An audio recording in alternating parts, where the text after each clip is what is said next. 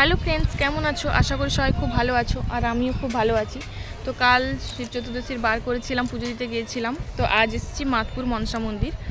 তো তোমাদের দেখাবো সব ভিডিওগুলো।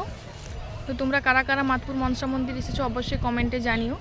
আর দেখো কত ভিড় হয়েছে। তো আমরা যাচ্ছি মাতপুর মনসা মন্দিরের দিকেই। তো এসেই তো দেখি মানে অবাক হয়ে গেছি, মানে মাতপুর মনসা মন্দির পেরিয়ে পুকুর পাড় পুরো ভর্তি হয়ে গেছে লাইন। তো কখন যে আমাদের পুজো দেওয়া হবে, কখন যে কী হবে ভাবতেই পারছি না।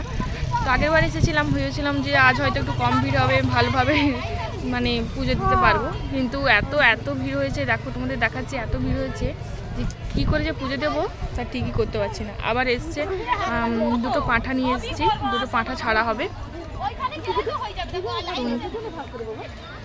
দেখো এখন মনসা মন্দিরের দিকেই যাচ্ছি। দেখো ঘাটের ধারকে চলে এসেছি আমরা। দেখো কে কে এসছে আমার সাথে, বৌদি ভাই এসছে,